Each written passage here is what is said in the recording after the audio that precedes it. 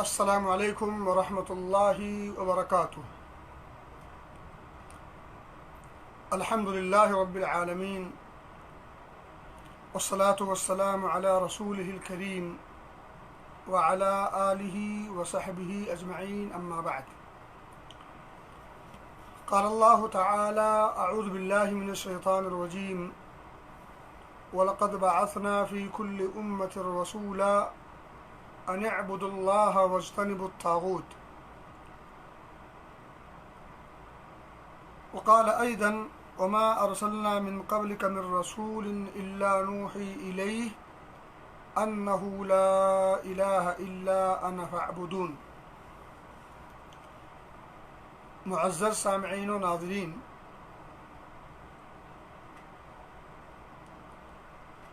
اور عزیز دوستوں اور بھائیوں، آج آپ کے سامنے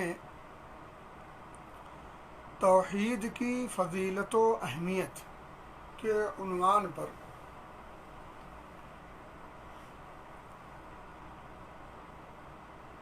رستہ نورہ دعویٰ سینٹر کی طرف سے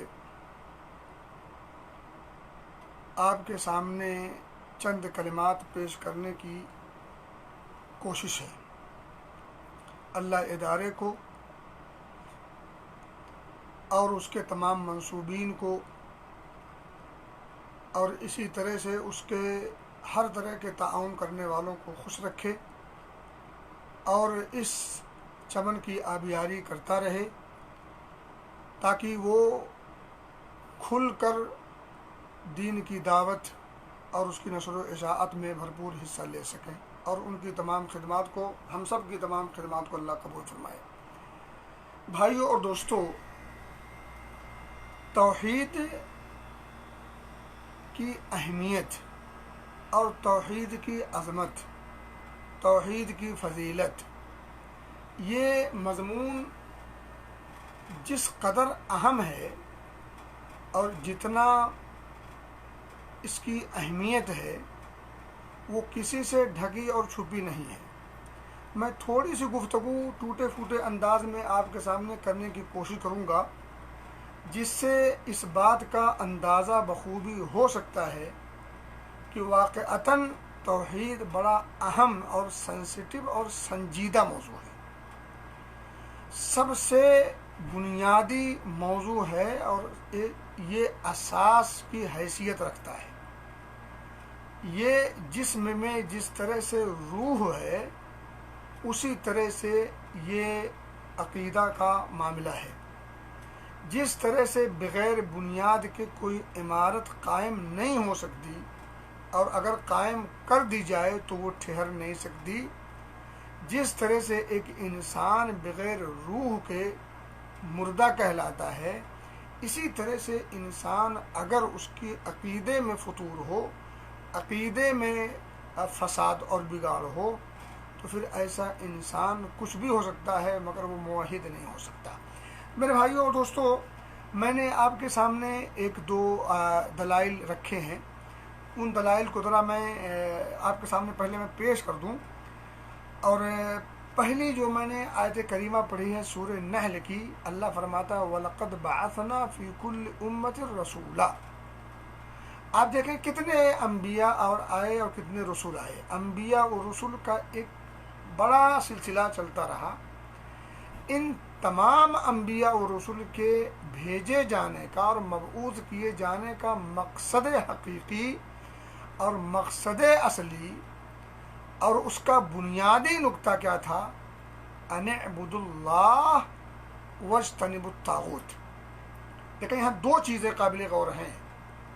بہت سارے لوگ ایسا ہے ایک نقطے کو تو فوکس کرتے ہیں لیکن دوسرے نقطے کو فوکس نہیں کرتے، اور بہت سارے ہیں کہ دونوں کو فوکس نہیں کرتے۔ تو بہرحال یہ دونوں نقطے قابل غور ہیں، اور ان دونوں نقطوں پر فوکس کیے بغیر، اور ان دونوں یہ بالکل دونوں ایسے ہی ہیں جیسے ان دونوں کا آپس میں چولی دامن کا ساتھ نہیں۔ جیسے آپ دو پہیے والی کوئی ایک گاڑی ہو تو وہ ایک پہیے سے نہیں چل سکتی۔ موٹر سائیکل ہے، ایک پہیے سے آپ چلانا چاہیں تو نہیں چل سکتی، منزل تک آپ کو نہیں پہنچا سکتی، بلکہ آپ جھیل جائیں گے۔ تو کہنے کی بات یہ ہے کہ دو نقطے ہیں، ایک ہے ان اعبدوا اللہ، دوسرا ہے واجتنبوا الطاغوت۔ اسی کو آپ دیکھیں تمام انبیاء اور رسول، بالخصوص چند کا تذکرہ اللہ نے قرآن میں کیا ہے، جیسے وَإِلَىٰ ثَمُودَ أَخَاهُمْ صَالِحًا قَالَ يَا قَوْمِ اعْبُدُوا اللَّهَ مَا لَكُم مِّنْ إِلَٰهٍ غَيْرُهُ۔ پہلا نقطہ یا قوم اعبدوا اللہ، اور دوسرا نقطہ ہے ما لکم من الہ غیرہ۔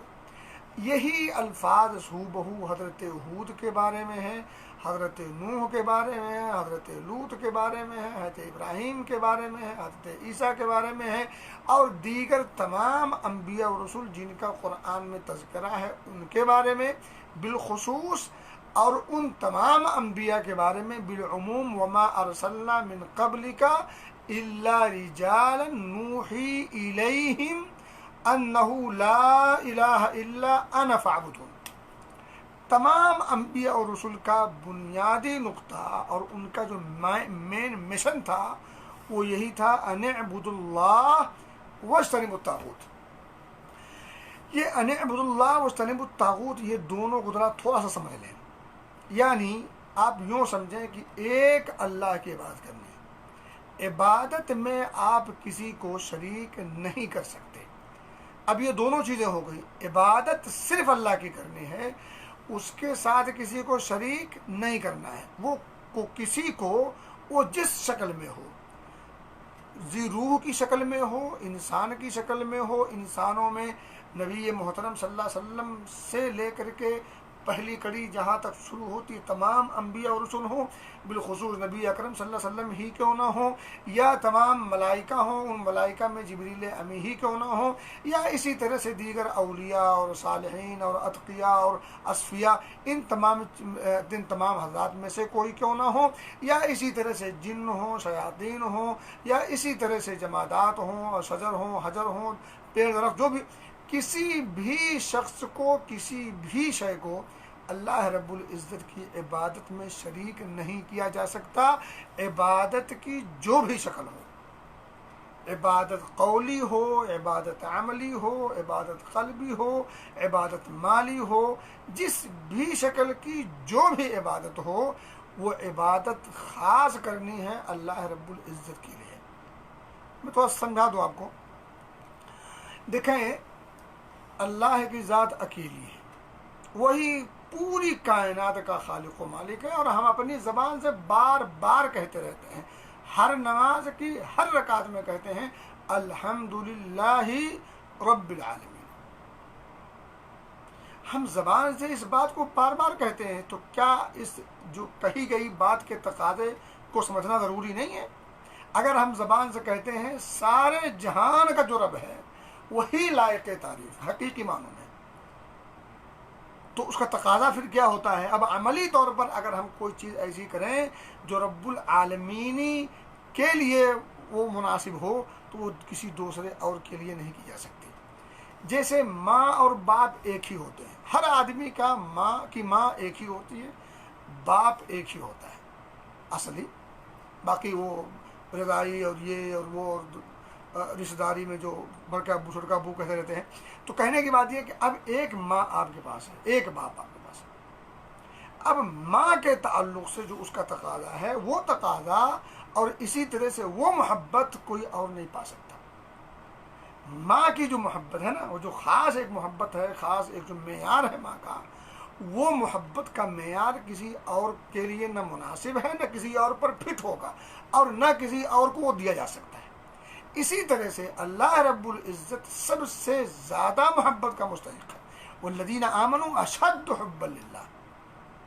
تو اب یہ محبت کا تقاضا ہے، اب یہ محبت کا تقاضا ظاہر سی بات ہے، اب محبت کا تقاضا آپ سامنے رکھیں گے تو پھر آپ مجبور ہو جائیں گے کہ اس کی عبادت کی جائے اور عبادت میں کسی کو شریک نہ کیا جائے۔ اب دیکھیں، میں تھوڑا سا دوسرے پیٹرن میں بھی آپ کو سمجھا دوں۔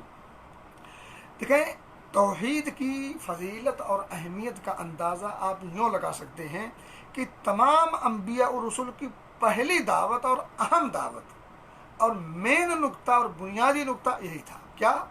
ایک اللہ کی عبادت اور اس کے ساتھ کسی کو بھی شریک نہ کرنا. اسی کو قرآن میں دوسرا فمن یؤمن باللہ کون سا لا اکراہ فی الدین قد تبین الرشد من الغی فمن یکفر بالطاغوت ویؤمن باللہ فقد استمسک بالعروۃ الوثقی. تو ایک طرف یکفر بالطاغوت یعنی طاغوت کا انکار، دوسری طرف ویؤمن باللہ اللہ پر ایمان. اب یہی دونوں ہیں، لا الہ طاغوت کا انکار، الا اللہ اللہ رب العزت کی توحید کا اقرار.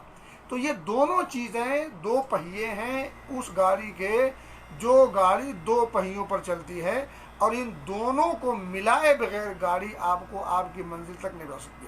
دوسری بات آپ دیکھیں کہ یہی وہ راستہ ہے، یہی وہ طریقہ ہے، یہی وہ منہج ہے جس پر سارے کے سارے انبیاء چلتے رہے، اور وہ دنیا کے حادثات اور دنیا کے تمام مصائب و مشکلات کو جھیلتے رہے. کون سے ایسے مشکلات ہیں جو مشکلات ان کے اوپر نہیں آئیں اور انہوں نے نہیں جھیلی؟ اب یہاں دو چیزیں دیکھیں، یعنی مشکلات کی، شدائد کی، تکالیف کی، دشمنی کی کوئی ایسی تدبیر ہو نہیں سکتی جو مخالفین نے اپنائی نہ ہو، اور تمام کے تمام مشکلات کے باوجود سارے انبیاء نے ان تمام تکالیف کو اور ان تمام مصائب کو جھیلنا تو گوارا کیا، مگر بال برابر بھی سر منہ انحراف نہیں کیا. پہلی بات. دوسری بات آپ دیکھ لیں کہ اس پر وہ ڈٹے رہے. اب اس پر ڈٹے اس حد تک رہے کہ انہیں اپنی جان کی بھی پرواہ نہیں، بلکہ اگر اس کے لیے کچھ ایکشن بھی کرنا پڑا تو وہاں پر وہ ایکشن سے نہیں چوکے.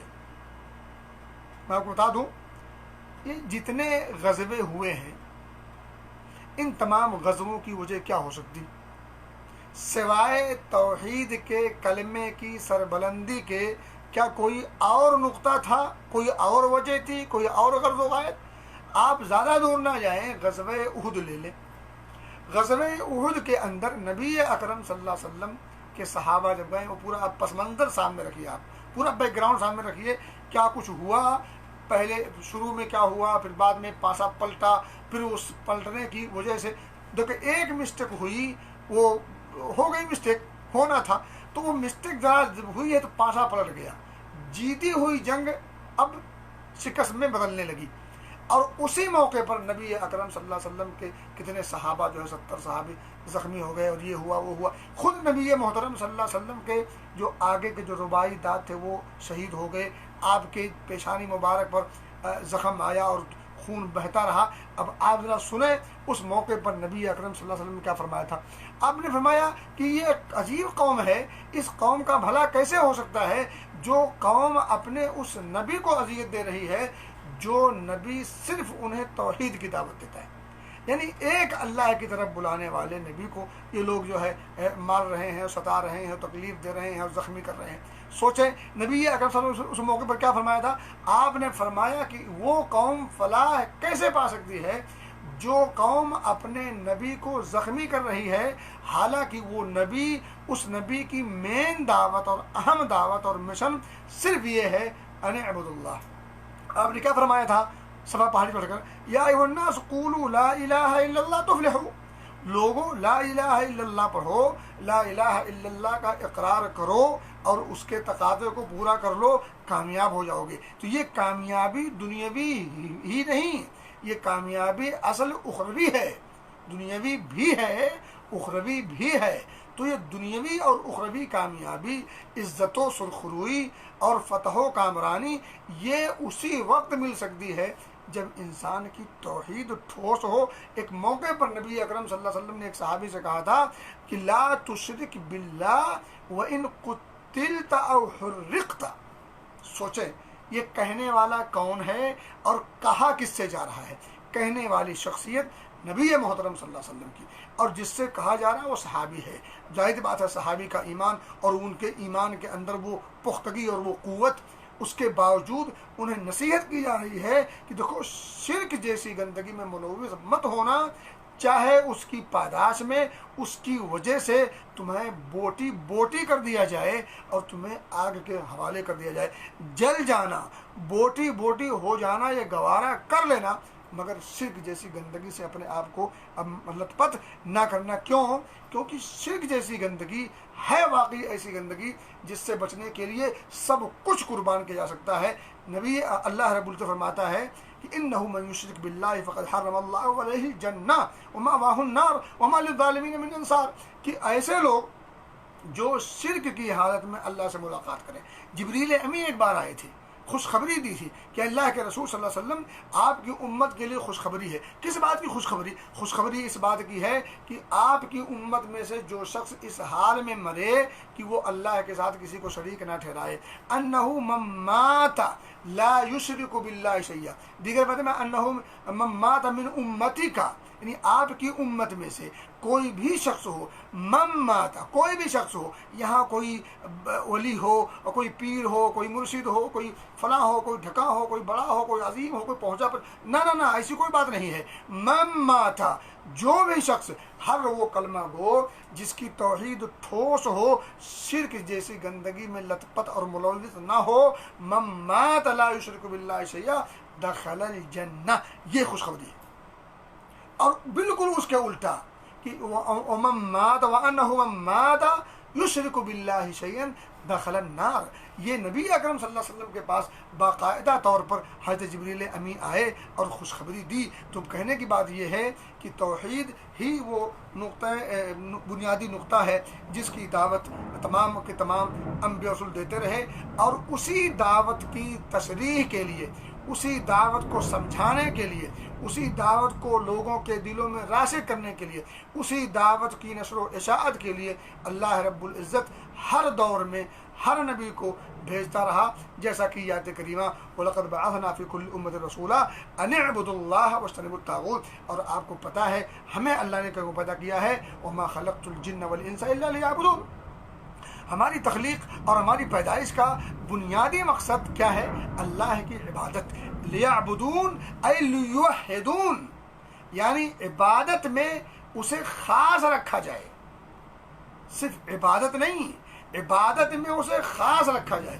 دعا عبادت ہے تو اب دعا صرف اللہ سے ہوگی، نماز عبادت ہے تو نماز صرف اللہ کے لیے ہوگی، ذبیحہ پیش کرنا یہ عبادت ہے، اب یہ صرف اللہ کے لیے ہو سکتی ہے۔ اسی طرح سے اور بہت ساری عبادات ہیں، تو ان تمام کے تمام جس بھی عمل پر عبادت کا لیبل لگ گیا وہ خاص ہے اللہ رب العزت کے لیے، اب وہ کام اللہ کے علاوہ کسی اور کے لیے نہ کلی طور پر کر سکتے ہیں نہ جزوی طور پر کر سکتے ہیں۔ کلی مطلب یہ ہے کہ وہ پورا عمل غیر اللہ کے نام کر دیں، یا اس عمل میں اللہ کے ساتھ ساتھ غیر اللہ کو بھی شامل کر دیں۔ تو کہنے کی بات یہ ہے کہ کوئی بھی شکل نہیں ہے اللہ کے ساتھ کسی کو شریک کرنے کی یا اللہ کو چھوڑ کر کسی اور کے لیے وہ کام کرنے کی۔ میں آپ کو چھوٹی مثال دے دوں سمجھنے کے لیے۔ ابھی دیکھیں کچھ دن پہلے بارہویں گزری ہے، ارے بارہویں جسے ہم لوگ کہتے ہیں۔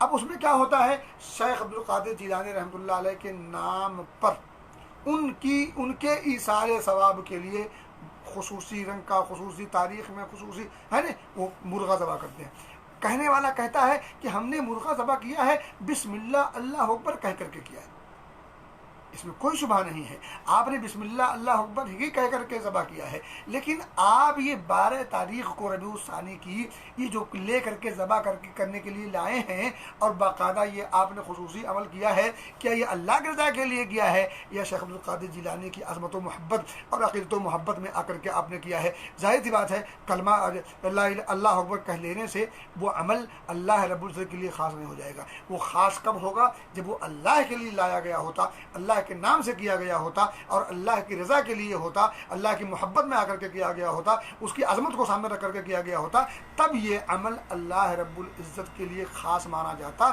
لیکن چونکہ یہاں بندے نے حضرت شیخ عبد القادر جیلانی رحمۃ اللہ علیہ کی عقیدت و محبت میں آ کر کے उनके लिए ईसाल सवाब की नीयत से वो मुर्गा लाया गया है, जिसको ज़बह किया गया है बिस्मिल्लाह अल्लाह अकबर कह करके। तो मेरे भाइयों और दोस्तों, बिस्मिल्लाह पढ़ लेने से, अल्लाह अकबर कह लेने से वो चीज़ अल्लाह के लिए ख़ास नहीं हो सकती। तो बहर कहने की बात यह है कि कलमे तौहीद ला इलाहा इल्लल्लाह ये तौहीदी कलमा है। इसी कलमे को समझाने के लिए तमाम अम्बिया आते रहे, तमाम अम्बिया तमाम तरह के मसाइब व मुश्किलात झेलते रहे।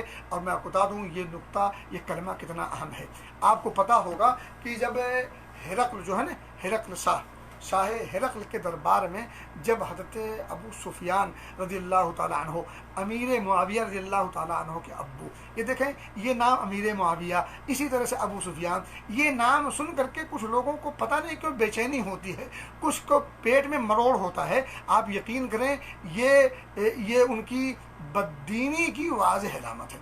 देखें हज़रत अमीर मुआविया अन्हु सहाबी रसूल हैं, कातिब वही हैं, नबी अकरम सल्लल्लाहु अलैहि वसल्लम के से उनका ख़ास रिश्ता है, यानी ससुराली रिश्ता भी है। और इसी तरह से उनका एक मकाम है। नबी अकरम सल्लल्लाहु अलैहि वसल्लम ने उन्हें बहुत सारे काम सौंपे थे। अब आप बताएं, नबी अकरम सल्लल्लाहु अलैहि वसल्लम ने जिन्हें अब कुछ काम सौंपे हों, और काम भी कौन, कातिबे वह यानी कुरान के लिखने की जिम्मेदारी जिसे सौंपी गई हो, वो कोई आम हो सकता है, वो कोई ऐसे यूँ ही हो सकता है मेरे भाई दोस्तों। और इसी तरह से अबू सुफियान रज़ियल्लाहु ताला अन्हु जो उनके अब्बू हैं, उनकी शान का क्या कहना, वो एक अलग मसला है। लेकिन कहने की बात यह है कि अगर इस्लाम लाने के पहले के वाक़यात को बुनियाद बना करके अगर उन्हें बुरा भला कहा जाए तो ये कौन सी अक्लमंदी है, ये कहाँ की दीदारी हो सकती है। ये मेरे भाई दोस्तों कहने की बात यह है, जब एक इंसान तौबा कर लेता है तो तौबा कर लेने के बाद के पिछले सारे आमाल मिटा दिए जाते हैं, धुल दिए जाते हैं। व अन्न तौबता तहदिमु मा काना क़ब्लहा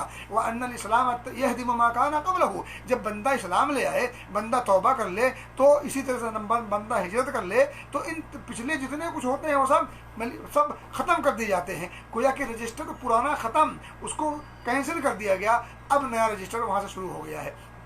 तो जब अल्लाह रब्बुल इज़्ज़त ने उनकी माजी की सारी गलतियों को और सारी ख़ताओं को और उन सारे मासियत को जब अल्लाह ने माफ़ कर दिया, तो आप कौन होते हैं उसको बुनियाद बना करके बुरा भला कहने वाले। अल्लाह रब्बुल इज़्ज़त का मामला है, बंदे का मामला है, तीसरे का वहाँ कोई अमल दखल है ही नहीं, तो तीसरे को गुंजाइश नहीं। खैर कहने की बात यह है, शाह हिरक़्ल का दरबार है, हज़रत अबू सुफियान रज़ियल्लाहु ताला अन्हु की पेशी है। और वो बाकी जो दीगर कुरैश जो शाम गए हुए थे ना, शाम गए थे तजारत की गरज से, अब तजारत की गरज से वहाँ पहुँचे हुए हैं। नबी अकरम सल्लल्लाहु अलैहि वसल्लम का ख़त वहाँ पहुँचता है, और जब ख़त पहुँचता है तो आप सल्लल्लाहु अलैहि वसल्लम के बारे में वो शाह हिरक़्ल कहता है, ज़रा कोई बता तो करो, कोई ऐसा हो जो उनके बारे में कुछ बता तो सके। बहरहाल होते होते बात मुख्तसर होते होते ये बात पहुँची कि मक्का का एक काफ़िला आया हुआ है तजारती, और उसमें कुछ लोग हैं जो आप सल्लल्लाहु अलैहि वसल्लम के बारे में अच्छी नॉलेज रखते हैं और उनके बारे में मालूमात रखते हैं।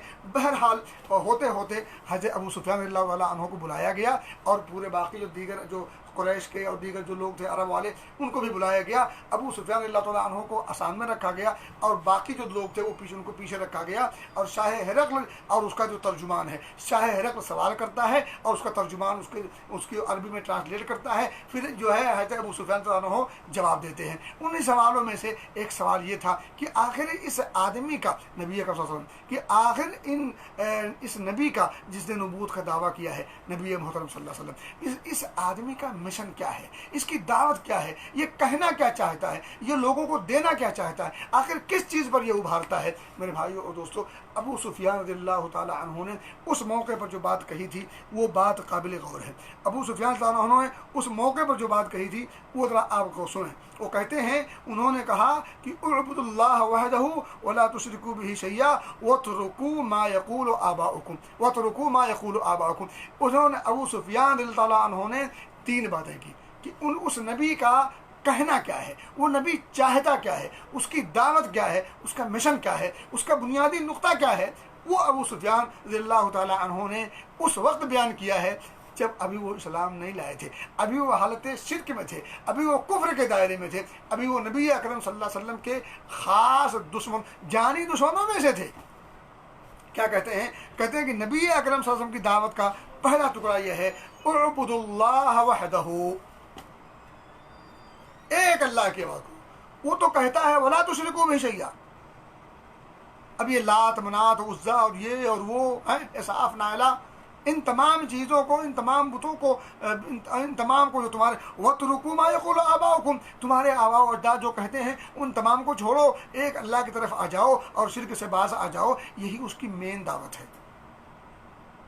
کفار مکہ اس بات کو سمجھ رہے تھے، کفار مکہ اس بات کو، توحید کی عظمت اور توحید کو قدرات سمجھنے کی کوشش کیجیے کہ توحید کہتے کسے ہیں، توحید کا تقاضا کیا ہے، یہ کفار سمجھتے تھے اور آج کا مسلمان نہیں سمجھتا۔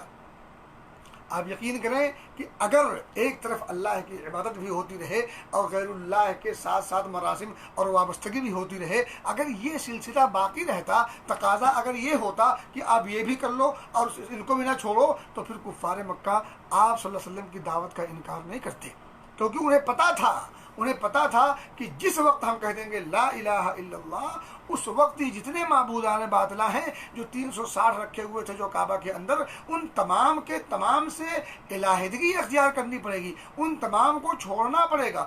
آباء و اجداد جس دین پر، جس دھرم اور جس مذہب پر تھے، جس ڈگر پر تھے، ان تمام کو یک سے لگانا پڑے گا، ان تمام کو چھوڑنا پڑے گا۔ وہ اس بات کو اچھی طرح سے سمجھتے تھے، لیکن کاش آج کا مسلمان اتنا سمجھ جاتا جتنا ابو جہل سمجھتا تھا، جتنا ابو سفیان رضی اللہ تعالیٰ عنہ اسلام لانے سے پہلے سمجھتے تھے، جتنا اور دیگر جو ہے کفار مکہ یا جو ہے مشرکین مکہ اور اسی طرح سے جو بڑے بڑے رسول الکفر تھے، وہ لوگ اس بات کو سمجھتے تھے۔ کاش آج کا مسلمان اس نقطے کو سمجھ پاتا، اس تقاضے کو سمجھ پاتا، لا الہ کا مطلب کیا ہے، الا اللہ کا مفہوم کیا ہے، ان دو نقطوں کو اگر سمجھ لیتا تو یقین جانے 12ویں کسے کہتے ہیں اور 11ویں کسے کہتے ہیں اور فلاں کیا کسے کہتے ہیں، اور اس دربار پہ جانا، اس دربار پہ جانا، اس مزار پہ جانا، اس آستانے پر جانا۔ میرے بھائی دوستو، یہ دونوں چیزیں ایک ساتھ نہیں چل سکتی، یہ دونوں چیزیں ایک ساتھ نہیں چل سکتی۔ اللہ کہتا ہے وَمَا يُؤْمِنُ أَكْثَرُهُم بِاللَّهِ إِلَّا وَهُم مُشْرِكُونَ، لوگوں کی اکثریت ایسی ہے جو ایک ہی ساتھ میں دو ایسے کام کرتی ہے جو دونوں کا آپس میں تضاد ہے۔ اب بتائیں کیسے تضاد ہے، یعنی گویا کہ دو کشتیوں کی شکار ہے، دو کشتیوں پر سوار ہے، دو کشتیوں پر سوار شخص نہ ادھر کا ہوتا ہے نہ ادھر کا ہوتا ہے۔ اللہ کہتا ہے وَمَا يُؤْمِنُ أَكْثَرُهُم بِاللَّهِ إِلَّا وَهُم مُشْرِكُونَ، لوگوں کی اکثریت ایسی ہے جو ایمان رکھنے کا دعویٰ تو کرتی ہے مگر شرک سے بیزار بھی نہیں ہے، شرک کی دلدل میں اور اس کی گندگی میں مکمل طور پر لت پت ہے۔ وَمَا يُؤْمِنُ أَكْثَرُهُم بِاللَّهِ إِلَّا وَهُم مُشْرِكُونَ، ایمان کا دعویٰ تو ہے، وہ ایمان تو رکھتے ہیں، لا الہ الا اللہ کا اقرار کرتے ہیں، اور یہ اکثر لوگ ایسے ہیں جو اس بات کا اقرار بھی ہے الا وهم مشرکون، مگر شرک سے دوستی بھی ہے، مشرکین سے لگاؤ بھی ہے۔ تو میرے بھائی دوستو، کہنے کی بات یہ ہے کہ اسی طرح سے جب شاہ نجاشی کے پاس حضرت جعفر بن ابی طالب، حضرت علی رضی اللہ تعالی عنہ کے بھائی، نجاشی کا دربار لگا ہوا ہے اور نجاشی نے بلایا ہے اور وہ پوچھتے ہیں کہ آخر تمہارے نبی تم لوگوں کو کس چیز کی طرف بلاتے ہیں؟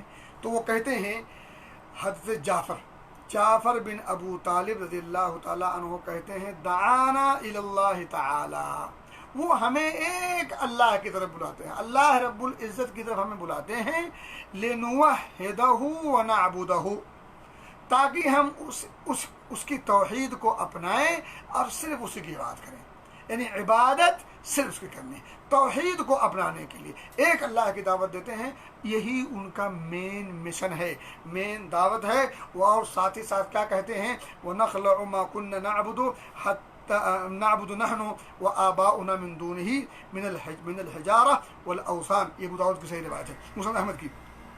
وہ کہتے ہیں ایک طرف نبی اکرم صلی اللہ علیہ وسلم ہمیں دعوت دیتے ہیں اللہ رب العزت کی طرف، اور ساتھ ہی ساتھ توحید کو اپنانے کی اور اسی کی خاص عبادت کرنے کی، ساتھ ہی ساتھ ہمیں روکتے ہیں۔ میں بار بار کہتا ہوں، کلمے کا ہمارے دو ٹکڑا ہے، ایک ٹکڑا ہے لا الہ، دوسرا ٹکڑا ہے الا اللہ، یہ دونوں مل کر کے پورا ایک کلمہ بنتا ہے جس کو کلمہ توحید کہتے ہیں۔ یہی کلمہ علیہ ہے، یہ کلمہ علیہ ہے، یہ سب اسی کلمے، یہ کلمہ جس کے دل کے اندر جتنا زیادہ مضبوط ہوگا اتنا زیادہ عزت و سرخروئی کا حقدار اور مستحق ہوگا۔ نبی اکرم فرماتے ہیں ایک موقع پر، میری شفاعت کا مستحق کون ہوگا؟ اسعد الناس بشفاعت یوم القیامہ، قیامت کے دن میری شفاعت کا سب سے بڑا مستحق کون ہوگا؟ کون ہوگا؟ جس شخص نے لا الہ الا اللہ کہا خالصا من قلبہ، یعنی ملاوٹ نہ ہو، کلمہ توحید ملاوٹ نہیں چلے گا، ادھر بھی منہ مار لیا ادھر بھی منہ مار، نہ، ایک دم یکسو ہو کر کے، مخلصین لہ الدین حنفاء، ایک دم یکسو۔ اب دیکھیں نا وہ آپ نے دیکھا ہوگا وہ کھچر کے یا گھوڑے کے جب وہ لگاتے ہیں نا یہ، تاکہ وہ یکسو ہو کر کے چلے، دائیں بائیں نہ دیکھے، نہ دائیں بائیں منہ نہ مارے۔ آپ نے دیکھا ہوگا وہ بہرحال وہ پھر بات آگے نکل جائے گی۔ تو حضرت جعفر نے کیا فرمایا کہ نبی اکرم صلی اللہ علیہ وسلم کی جو دعوت ہے، اس دعوت کا ایک ٹکڑا انہوں نے کیا بیان کیا؟ ایک اللہ کی طرف بلانا اور اس کی عبادت کی طرف لگانا، توحید کو خالص رکھنا، یہ دعوت کا پہلا ٹکڑا ہے۔ اور دوسرا ٹکڑا ہے وَنَخْلَعُ مَا كُنَّا نَعْبُدُ نَحْنُ وَآبَاؤُنَا مِن دُونِهِ، اللہ کو چھوڑ کر ہمارے آباء و اجداد یا ہم جن چیزوں کی یا جن ہستیوں کی عبادت کرتے ہیں اس کو مکمل چھوڑ دینا ہے، چاہے وہ پتھر کے ہوں، چاہے وہ بت ہوں، چاہے وہ اور جس شکل میں ہوں، چاہے وہ انسانوں ہی کی شکل میں کیوں نہ رہے ہوں، چاہے وہ ان کے بزرگان دین ہی کیوں نہ رہے ہوں، اور ان کے اللہ والے ہی کیوں نہ رہے ہوں، وہ پہنچی ہوئی سرکاری کیوں نہ ہوں۔ تو کہنے کی بات یہ ہے کہ تمام انبیاء کی دعوت کا نچوڑ لا الہ الا اللہ، اور خود نبی اکرم صلی اللہ علیہ وسلم کی دعوت کا نچوڑ لا الہ الا اللہ۔ اور اسی طرح سے آپ صلی اللہ علیہ وسلم کے جانشاران صحابہ نے جو کچھ کر کے دکھایا اور جو کچھ بھی کیا، ان کی پوری زندگی کا اگر آپ نچوڑ دیکھیں گے تو وہ اللہ رب العزت کی وحدانیت اور اس کی توحید کے لیے انہوں نے جتنی بھی قربانیاں، جس چیز کی بھی قربانی ہو سکتی تھی انہوں نے وہ پیش کی ہے۔ اب میں سرسری طور پر آپ کے سامنے کچھ نقطہ وائز توحید کی فضیلت و اہمیت کا اشارہ کرتا چلوں۔ تو پہلی بات تو یہ میں نے آپ کو بتا دی کہ توحید سب سے اہم اور بنیادی اور محبوب نقطہ ہے اللہ کا۔ سب سے زیادہ کسی چیز کوئی معاملہ اللہ کو بھاتا ہے تو وہ توحید ہے۔ اب اس کا الٹا کیا ہے؟ شرک۔ تو سب سے زیادہ مبغوض اگر کوئی چیز ہے، اب آپ یوں کہہ سکتے ہیں کہ اس دھرتی پر ایک مومن کے لیے، ایک مسلمان کے لیے، ایک اللہ کے بندے کے لیے سب سے زیادہ قیمتی شے اگر کوئی ہے وہ توحید ہے، اور سب سے زیادہ گندی اس دھرتی کا کلنک اگر کوئی چیز ہے تو وہ شرک ہے۔ اب ان دونوں کو سمجھنے کے لیے صرف آیت کریمہ کا ایک ٹکڑا سمجھ لیجیے۔ اللہ فرماتا ہے سورہ لقمان کے اندر، حضرت لقمان نے اپنے بیٹے کو نصیحت کی تھی۔ نصیحت کیا کی تھی؟ وَإِذْ قَالَ لُقْمَانُ لِابْنِهِ وَهُوَ يَعِظُهُ، حضرت لقمان باپ نے اپنے بیٹے کو نصیحت کرتے ہوئے سب سے پہلا نقطہ کیا بیان کیا؟ یا بنیا لا تشرک باللہ، بیٹے اللہ کے ساتھ کسی کو شریک نہ کرنا۔ اب دیکھیں اگر روک دیا شرک سے تو توحید خود بخود آ جائے گی۔ ایسا شرک سے روکا، کیوں روکا؟ ان الشرک لظلم عظیم، کیونکہ شرک ہے ظلم عظیم، بڑا ظلم ہے، اس دھرتی کا اس سے بڑا کوئی اور گناہ نہیں۔ اسی لیے اللہ رب العزت نے اس گناہ کے ساتھ اگر کسی نے اس سے ملاقات کی قیامت کے دن، یعنی مرنے سے پہلے توبہ نہیں کی اور شرک کی حال میں مرا، تو پھر اللہ نے اپنے اوپر یہ عائد کر رکھا ہے کہ وہ اس کی بخشش نہیں کرے۔ ان اللہ لا یغفر ان یشرک بہ، اللہ نے اپنے اوپر یہ عائد کر رکھا ہے، گویا کہ اس نے اپنے آپ کو پابند بنا لیا ہے کہ میں اس شخص کی بخشش نہیں کروں گا جو میرے ساتھ کسی کو شریک کرتے ہوئے مرا ہے، یعنی توبہ کی توفیق نہیں ملے گا۔ تو ویسے بھی سوچے، یا تھوڑا سا سوچنے والی بات ہے، ایک عام آدمی اگر آپ کو بغیر کسی مفاد کے یعنی اس کا کوئی اس سے فائدہ نہ ہو، آپ کو اگر روز 10 روپیہ دینا شروع کر دے، 10 دن دے دے، یا آپ کی کوئی ضرورت آپ کے کہے بغیر وہ پوری کر دے، آپ یقین کریں آپ اس کے اتنے بڑے مداح ہو جائیں گے کہ آپ اس کا اندازہ کر سکتے ہیں۔ اب اس کے خلاف کسی کی زبان سے کچھ سننا گوارا نہیں کریں گے، جبکہ اس نے آپ کی معمولی چیزوں میں ہیلپ کی ہے۔ اب آپ سوچیں کہ اگر ایک آدمی آپ کے ساتھ اگر کوئی ہیلپ کر دے بغیر کسی مفاد کے، تو آپ اس کو دل دے بیٹھتے ہیں، حالانکہ اس دنیا کے اندر اگر کوئی مفاد میں بھی آپ کی ہیلپ کرتا ہے تب بھی آپ اس کے احسان مند ہوتا ہونا بھی چاہیے۔ اب آپ سوچیں کہ اللہ رب العزت کا ہم سے کیا مفاد ہے؟ کوئی مفاد ہے؟ ہرگز نہیں۔ اگر مسئلہ عبادت کا ہوتا، اس کی پوجا پرستش کا ہوتا تو بے شمار فرشتے ہیں۔ ایک حدیث میں آتا ہے کہ پورا آسمان چرچرا رہا ہے، پورا آسمان فرشتوں کی کثرت کی وجہ سے چرچرا رہا ہے، اور آسمان کا چرچرانا برحق ہے۔ کیوں؟ کیونکہ اس آسمان میں 4 انگلی کے برابر بھی ایسی جگہ نہیں جہاں فرشتے اللہ رب العزت کی عبادت کے طور پر سجدے میں گرے ہوئے نہیں ہیں۔ تو اللہ رب العزت کو ہماری اور آپ کی عبادت کی نہ کوئی ضرورت ہے اور نہ اس کا اسے کوئی فائدہ ہے۔ وہ بے نیاز ہے، واللہ هو الغنی الحمید، وہ قابل تعریف ہے تو ہے، ہماری تعریف کا وہ محتاج نہیں، ہماری عبادات کا وہ محتاج نہیں۔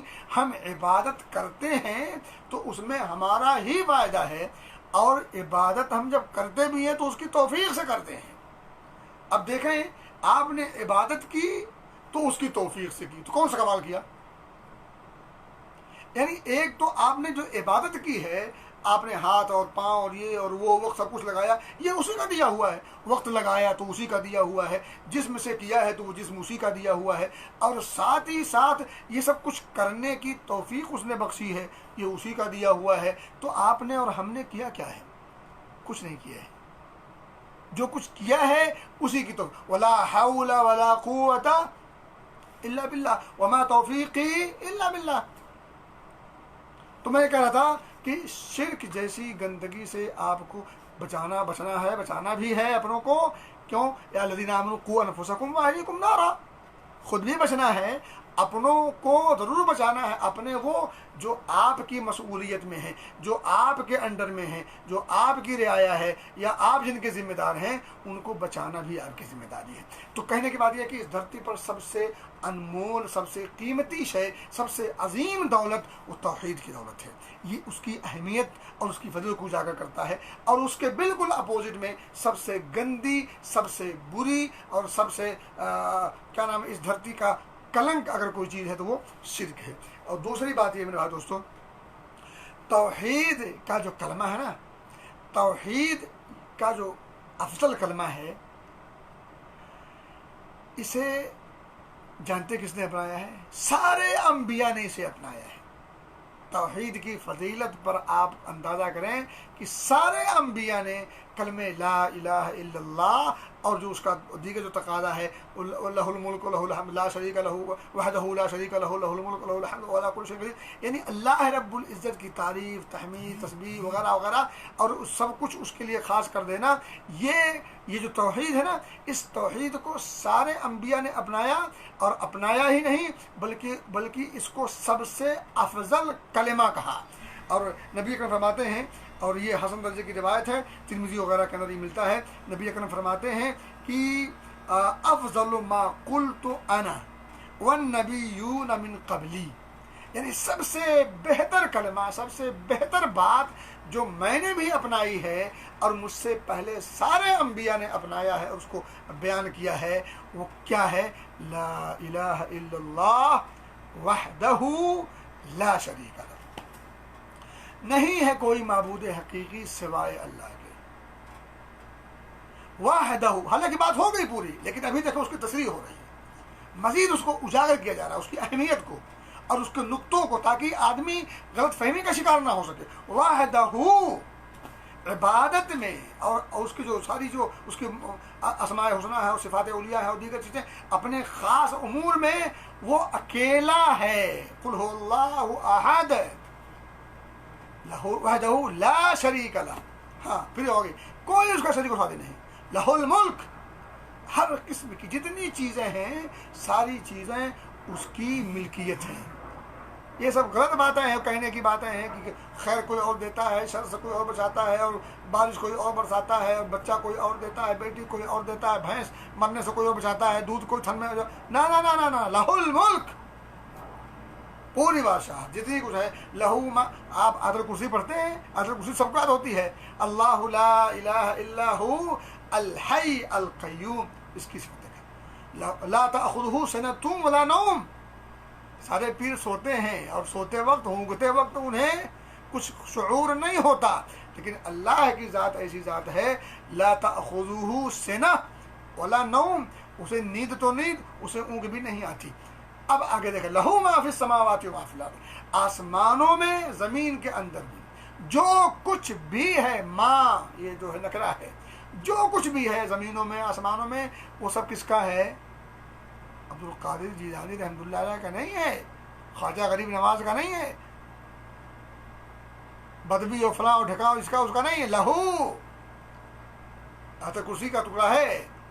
خیر، تو اب افضل ما قلت انا والنبیون من قبل لا الہ الا اللہ وحدہ لا شریک لہ لہ الملک ولہ الحمد وهو علی کل شیء قدیر، بادشاہت بھی اسی کی تو قابل تعریف بھی وہی، لائق عبادت اگر وہ ہے تو ظاہری بات لائق تعریف بھی وہی ہے، لہ الملک ولہ الحمد ولہ الحمد، ہم کہتے ہیں الحمد للہ رب العالمین وهو علی کل شیء قدیر، ہر چیز پر قادر، کوئی چیز اس کی دسترس سے باہر نہیں، اور کسی اور کا یہ خاصہ نہیں، یہ چیز، یہ خاصہ، یہ ملکہ کسی اور کو حاصل نہیں، یہ اللہ کے ساتھ خاص ہے، وَهُوَ عَلَى كُلِّ شَيْءٍ قَدِيرٌ۔ اب کسی اور کو اگر گھسیڑ دیں گے تو پھر اس کی خاصیت کیا رہے گی؟ اس کی کیا خاصیت رہے گی؟ آپ کے پاس 1 لاکھ ہے، میرے پاس بھی 1 لاکھ ہے، تو کیا خاصیت رہے گی؟ آپ کے پاس مجھ سے زیادہ ہوگا تھا تو آپ کی خاصیت ہوگی۔ میرے بھائی دوستو، نمبر 3 کہتے ہیں توحید یہ ایک ایسی اسپرٹ ہے نا، یہ جس دل کے اندر جنم لے لیتی ہے تو شیطان کا وار نہیں چلتا، ابلیس وہاں اپنا وار، اس کا وار کارگر نہیں ہوتا۔ اللہ فرماتا ہے انہ لیس لہ سلطان علی الذین آمنوا وعلی ربہم یتوکلون، جو اللہ پر ایمان لاتے ہوں، جو مومن، اصلی مومن ہوں، توحیدی والے، وہ لفظی نہیں، وما یؤمن اکثرهم باللہ الا هم مشرکون والے نہیں، الذین آمنوا ولم یلبسوا ایمانهم بظلم اولئک لهم الامن وهم مہتدون والے ہوں، وہ صاحب ایمان جو الذین آمنوا ولم یلبسوا ایمانهم بظلم، اور وہ اپنے ایمان کے ساتھ ظلم، یعنی ان الشرک لظلم عظیم، شرک جیسی گندگی سے ان کا ایمان لت پت نہ ہو، یعنی ایمان اور شرک دونوں ایک ساتھ نہ ہو، تب اللہ کہتا ہے اولئک لهم الامن وهم مہتدون، تو یہ ہدایت یافتہ اور امن والے ہیں، تو امن ہی نہیں ملے گا۔ تو ایسے مومن اگر ہوں تو انہ لیس لہ سلطان، تو اس کا زور نہیں چلتا، کس کا؟ انما سلطانہ علی الذین یتولونہ والذین هم به مشرکون، اچھا اب یہ زور چلتا کس پر؟ انما سلطانہ علی الذین یتولونہ والذین هم به مشرکون، مشرک ہوگا تو پھر اس پر زور سب کا چل جاتا ہے، تو شیطان کا بھی چل جاتا ہے۔ تو اسی طرح سے آپ دیکھیں، اسی لیے اس اللہ کے دشمن نے کیا کہا تھا کہ میں اللہ تیرے ان بندوں کو ضرور گمراہ کروں گا جو تیرے صحیح اور مومن اور موحد بندے نہیں ہوں گے، فَبِعِزَّتِكَ لَأُغْوِيَنَّهُمْ أَجْمَعِينَ، اللہ نے کیا کہا تھا؟ إِلَّا عِبَادَكَ مِنْهُمُ الْمُخْلَصِينَ، تو گمراہ تو کر سکتا ہے لیکن میرے خاص موحدین پر تیرا زور نہیں چلے گا، موحدین پر تیرا زور نہیں، موحدین خطا کار ہو سکتے ہیں، گنہ گار ہو سکتے ہیں، چھوٹی موٹی ادھر ادھر کی غلطیاں ہو سکتی ہیں، لیکن اہل توحید کی توحید پر آنچ ڈالنے کی اور اس پر حملہ کرنے کی شیطان کتنی بھی کوشش کر لے، یہ اس کا وار اس پر نہیں چلتا۔ اسی طرح میرے بھائیوں اور دوستوں، یہ جو ہے نا کلمہ توحید لا الہ الا اللہ، کلمہ توحید لا الہ الا اللہ، اگر اس کو کوئی آدمی اللہ کا دشمن ہی کیوں نہ ہو وہ بھی اگر پکارے تو اللہ اس کلمے کی لاج رکھتے ہوئے اس کی پکار کو سنتا ہے۔ میں آپ کو مثال دیتا ہوں، اچھے لوگوں کی مثال حضرت یونس علیہ السلام، وہ پورا قصہ آپ کے سامنے ہونا چاہیے۔ یونس علیہ السلام نکلے اپنے قوم سے اور سمندر کے پاس پہنچے، مچھلی نے نگل لیا، احساس ہوا تو کیا کہا؟ لا الہ الا انت سبحانک، مولا تو ہی تو لائق عبادت ہے، تیری ذات ہر عیب سے پاک ہے، سبحانک انی کنت من الظالمین، غلطی تو مجھ سے ہوئی ہے، اپنی غلطی کا اعتراف اور اس کی ذات کی ہر نقائص اور عیوب سے براعت، اور لائق عبادت کا اقرار و اعتراف. تو اللہ کیا کہتا ہے فاستجبنا له ونجیناہ من الغم وکذالک ننجی المؤمنین. یہ تو اعلیٰ کوالٹی کے لوگ ہو گئے. اور عام لوگوں کو بھی اگر دیکھیں گے تو قرآن میں بہت ساری مثالیں ملیں گی. اب میں آ رہا ہوں کافروں کی بات کر رہا ہوں. کافر بھی اگر اللہ رب العزت کی توحید کا لحاظ رکھتے ہوئے پکارے تو اللہ اس کی پکار فوری بھی سن لیتا ہے. یہاں ہم لوگ کچھ لوگ ہیں، کچھ لوگ کہتے ہیں کہ اللہ ہماری نہیں سنتا، بزرگوں کی نہیں ٹالتا. دونوں بات غلط ہے. اللہ بزرگوں کی رد نہیں کرتا، ہماری سنتا نہیں، یہ دونوں بات سفید جھوٹ ہے. جہالت اور بے دینی اور لا علمی کی اس سے بڑی کوئی مثال نہیں ہو سکتی. اللہ کی مرضی جس کی چاہے قبول کرے، جس کی چاہے رد کرے. وہ عام ہو عام کی بھی قبول کر لیتا ہے، رد کر دیتا ہے. خاص ہو خاص کی بھی قبول کرتا ہے، رد کر دیتا ہے. اس کی بہتری مثالیں قرآن میں بھی ہیں، حدیث میں بھی ہیں، ادھر نہیں جانا چاہتا. عام انسان بھی حتیٰ کہ کافر بھی اللہ کو جب پکارتا ہے تو اللہ فوری بھی سنتا ہے. دلیل قرآن میں موجود ہے. اللہ کہتا ہے کفار کے بارے میں فَإِذَا رَكِبُوا فِي الْفُلْكِ، جب وہ کشتی کا میں سوار ہیں، ادھر سے ادھر جا رہے ہیں. اب کشتی ہچکولے کھا رہی ہے، تھپیڑے اور طوفان کے گرداب میں پھنس چکی ہے. فَإِذَا رَكِبُوا فِي الْفُلْكِ دَعَوُا اللَّهَ مُخْلِصِينَ لَهُ الدِّينَ، انہوں نے پکارا اخلاص کے ساتھ، ایک دم یکسو ہو کر کے، یکسوئی کے ساتھ، اللہ کو انہماک کے ساتھ. اب ان کو لات منات عزا اور یہ اور وہ اور یہ عبد القادر جیلانی اور خواجہ اجمیری اور یہ اور وہ سب بھول گئے. ایک اللہ کو دعوا اللہ مخلصین لہ الدین. تو اللہ کے کیا کہتا ہے کہ پھر ہم نے انہیں نکال بھی دیا، لیکن یہ بدماشی دیکھو ان کی بدماشوں کی. فلما نجاہم الی البر اذا ہم یشرکون. اللہ کو پتہ ہے اس بات کا کہ جب خشکی پہ آئیں گے، جب یہ سمندر سے کراس کر کے جب آگے نکل جائیں گے، نجات پا جائیں گے، تو یہ بدماشی کریں گے، اس کو پتہ ہے. لیکن اسی کو کیا کہا فلما نجاہم الی البر، جب وہ خشکی میں آ گئے، نجات پا گئے، اذا ہم یشرکون، پھر وہی بدماشی پہلی والی کرنے لگے. تو کہنے کی بات یہ ہے کہ اگر بندہ مخلص ہو جائے کسی عمل میں، اور بات ہو رہی توحید کی، تو پھر اللہ رب العزت دنیا میں کافروں کو بھی اس کلمے کی برکت سے نوازتا ہے اور محروم نہیں رکھتا. اسی طرح سے اعتقادات اور اعمال و اقوال یہ فائدہ مند ہو ہی نہیں سکتے جب تک توحید خالص نہ ہو.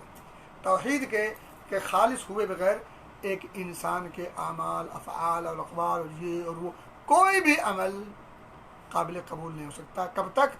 جب تک اس کی توحید ٹھوس نہ ہو، توحید بے داغ نہ ہو، توحید میں فطور نہ ہو، ملاوٹ نہ ہو، فساد نہ ہو.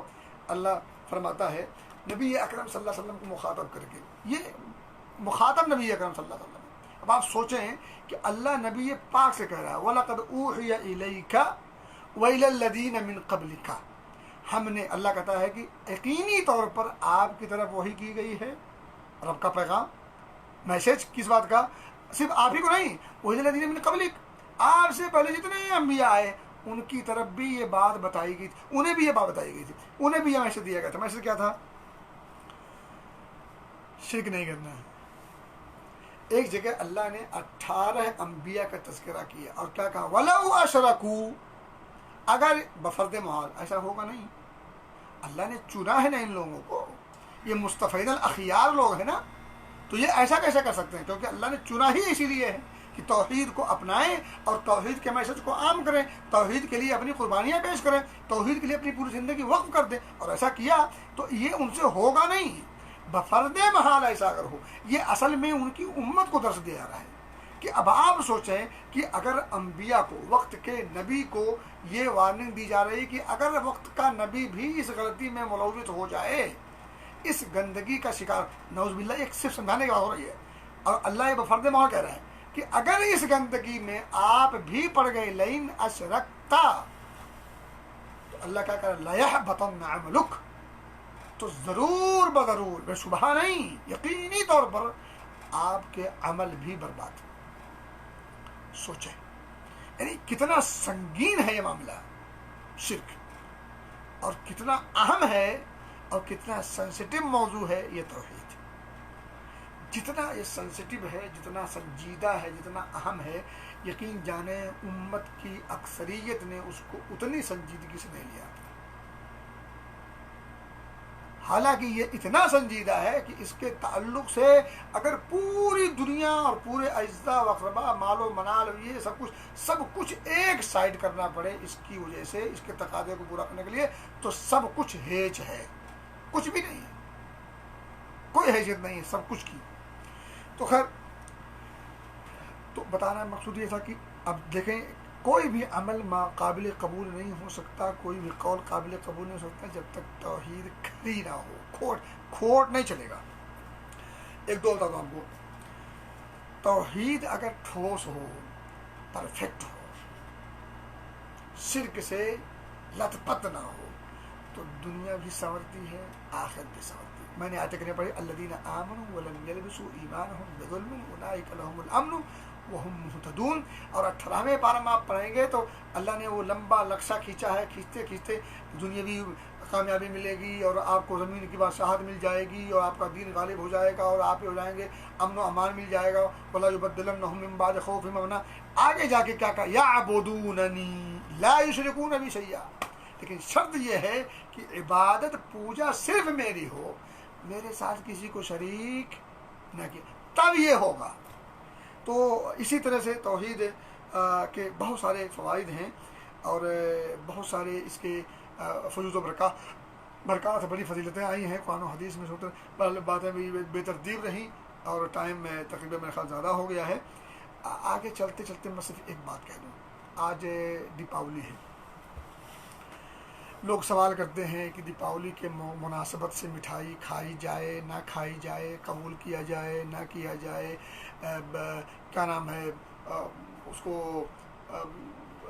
क्या बोलते हैं यार, तो मुबारकबाद दी जाए ना दी जाए, क्या किया जाए। मैं कहता हूँ आप सब कुछ अभी साइड करते हैं। पहले एक मिसाल समझ लें। मान लीजिए मुझे शुगर है, मान लीजिए अल्हम्दुलिल्लाह नहीं है, मुझे शुगर है, मेरा एक दोस्त है, जानी जिगरी दोस्त है, और उसे पता है कि मैं शुगर का मरीज हूँ, और वो मुझे फुल मीठा ला करके सेवई हलवा मिठाई पेश करता है। मुझे आप बताएं, क्या आप उस अपने दोस्त की दोस्ती का और उसके उस हमीम दोस्त जिगरी, उस जिगरी दोस्त की दोस्ती को बुनियाद बना करके आप शुगर के मरीज हो करके भी उस मिठाई को खाएंगे या आप माज़रत करेंगे? बल्कि आपका इतना करीबी आदमी जानबूझ करके अगर वो पेश करे तो आप नाराज भी होंगे। अगर आप दुनिया के अंदर दुनिया की ये फ़ानी ज़िंदगी और ये वक्ती बीमारी और सेहत और ये इसकी वजह से अगर आप मिठाई नहीं खाते, दोस्त दे रहा है अपने हाथों से, अगर वो मुंह में डाल दे प्यार से, तब भी आप नहीं खाएंगे, मुंह बंद कर लेंगे। यहाँ आपके अकीदे का मसला है, दीन का मसला है। देखें, शरीयत ने गैर मुस्लिमों से ताल्लुकात नहीं मना करता, मामलात नहीं मना करता। भाई आप वैसे भी देखें, हमारे मुल्कों में देख लीजिए, जब हम अपने गैर मुस्लिम भाइयों से मिलते हैं आम हालात में, तो खाना पीना लेना देना, खुशी गमी, शादी ब्याह, कोई कामयाबी, कोई चीज़, कोई मसला नहीं, हम भी लेते हैं, वो भी लेते हैं, वो भी देते हैं, हम भी देते हैं, ठीक है। लेकिन जब मामला आता है दीन का, धर्म का, मजहब का, तो जाहिर सी बात है वो अपना अपने हिसाब से मनाते हैं, हम अपना अपने हिसाब से मनाते हैं। और अगर हम दोनों आपस में धार्मिक हिसाब से भी मिल ही जाएं तो फिर हमें उनमें और उनमें हमें फ़र्क ही करा जाएगा। हम तो उनसे जुदा हैं धार्मिक हिसाब से, वो हमसे जुदा हैं धार्मिक हिसाब से। उन्हें इस बात का पता है कि हमारे धर्म को नहीं मानता, हमें इस बात का पता है कि हम उस धर्म को नहीं मानते। हम दोनों इस बात को जानते हैं कि इसका धर्म अलग है, उसका धर्म अलग है। तो जब इस बात को जानते हुए और ये दोनों अपोजिट होते हुए अगर हम उसको प्यार से मना कर दें, भैया ऐसा है, हमारी सोच, हमारा मेथड और हमारा तरीक़ा और हमारा कंसेप्ट इन तमाम चीज़ों के से टकराता है, इसलिए दोस्ती अपनी जगह पर, ताल्लुकात अपनी जगह पर, मामलात अपनी जगह पर, बाबू भैया अपनी जगह पर, सब कुछ अपनी जगह पर, लेकिन मैं शुगर का मरीज़ हूँ, इसलिए मैं आपकी दी गई मिठाई नहीं खा सकता। और आप मैं एक मिसाल और दे दूँ, हम अपने उन भाइयों को जो कलमा पढ़ते हैं, 12 वफ़ात की मिठाई नहीं खाते, हलवा नहीं खाते, कुरान खानी का हम खाना नहीं खाते। अगर कुरान खानी का की मुनासबत से पका हुआ खाना हम नहीं खाते, 12 रबीउल अव्वल की या इसी तरह से शब बारात के मौके पर बनाए गए खाने और पकवान और डिशें और हलवे और माढ़े और ये और वो, या 22 रजब के मौके पर बने गए उन तमाम पकवान और डिशेज और खानों को अगर हम नहीं खाते और हम उनको सेलिब्रेट नहीं करते, हम उनकी मुबारकबाद नहीं पेश करते और इन तमाम चीज़ों से हम अलहदा रहते हैं, अलग अलग रहते हैं, क्योंकि वो हमारे शरीयत के हिसाब से जाहिर बात है वो शरई मसला नहीं है और वो बिदअत व खुराफात है, इसलिए हम उससे अब एक कलमा को अगर बिदात अंजाम दे तो उस बिदात को ना हम सेलिब्रेट करते हैं, ना हम उसमें शरीक होते हैं, ना उस मौके पर उनकी पकाई गई और उनकी तैयार की गई डिशों को हम कबूल करते हैं और खाते पीते हैं। तो यहाँ तो कलमा भी अलग है, कलमा ही इसका, यहाँ तो कलमे का सिरे से इनकार है। तो फिर यहाँ कौन सी ऐसी मजबूरी है जो आपको इस चीज़ से रोकती है? मजबूरी सिर्फ ये है कि अकीदा ठोस नहीं है। माफ़ कीजिएगा, दूसरी बात यह है कि चलो ठीक है, सियासी मजबूरी हो सकती है, मुल्की मजबूरी हो सकती है और मसला है, तो वहाँ सब जानते हैं और इसी वजह से हम मारे भी जा रहे हैं, काटे भी जा रहे हैं, सौतेलेपन का शिकार भी हैं, सब कुछ है, तो कोई ऐसा मसला नहीं है। हम प्यार से भाईचारा के साथ, इंसानियत के साथ अपनी मजबूरी बयान करेंगे कि भैया ऐसा है, आपकी मोहब्बत हमारे तई, हमारी मोहब्बत आपके तई उस हद तक रहेगी जिस हद तक हमारे और आपके एतकाद पर ठेस नहीं पहुंचेगी। लेकिन अगर एतकाद पर ठेस पहुंचने लगी तो हमें तुम में फ़र्क ही क्या रह जाएगा, और यही फ़र्क तो है जिस फ़र्क की बुनियाद पर हमारे साथ सौतेलेपन के हम शिकार हैं। तो कहने के बाद खुलासा कलाम यह है कि हमें उन तमाम चीज़ों में उनका साथ देना चाहिए, उनके साथ रहना चाहिए, मामला बरतना चाहिए, ताल्लुकात रखने चाहिए, भाईचारा होना चाहिए, एहतराम इंसानियत होना चाहिए, सब कुछ बचा है। लेकिन दीन है, दीन के मामले में कोई कंप्रोमाइज़ नहीं, कोई समझौता नहीं और किसी भी किस्म की कोई डीलिंग नहीं चलेगी, इसलिए कि वही तो असल बुनियाद है जिसकी वजह से हम मुसलमान कहलाते हैं, वो नॉन मुस्लिम कहलाते हैं, हम मोमिन कहलाते हैं, वो काफिर कहलाते हैं। यही तो बुनियाद है जिस बुनियाद को अल्लाह रब्बुल कहता है वल्लज़ीना कफ़रू वल्लज़ीना आमनू। तो एक तरफ ईमान का मामला है, दूसरी तरफ कुफ्र का मामला है, एक तरफ मोमिन है, दूसरी तरफ काफिर है। अब इन दोनों की गंगा जमुनी तहजीब का मामला ये मतलब ये नहीं होता कि आप जो चाहें सो करें, नहीं। आप सगे भाई से आप नाला हो तो आप उसकी दावत नहीं खाते, सगा भाई हो आप उससे नाला हो, उसने अब बिटिया की देखे गए, पतोह देखे गए, और अगर पतोह देखने के लिए आपको लेके नहीं गया और बाद में जब दावत दिया, जब शादी के मौके पर तो कहें पतोह देखे चले गो अकेला अब आए हो दावत दे, तो दावती में ना ही आवत है वो, तो फिर वो तेल मसाला लगाव पर है नहीं। तो अगर सगे भाई की दावत आपको कबूल नहीं है, ज़ाती मफाद या वक्ती तौर पर थोड़ा सा कोई मसला डिसबैलेंस हो गया, थोड़ा सा मामला डिसबैलेंस होने की वजह से आपने अपने सगे भाई की दावत को ठुकरा दिया है और उससे नाराज़ है, उससे नाला है, और वो कितने लोग आ रहे हैं मना रहे हैं, आप मान नहीं रहे हैं। तो यहाँ तो मामला ऐसा नहीं है, यहाँ मामला दीन का है, धर्म का है, मज़हब का है, जिस बुनियाद पर जन्नत व जहन्नम होनी है।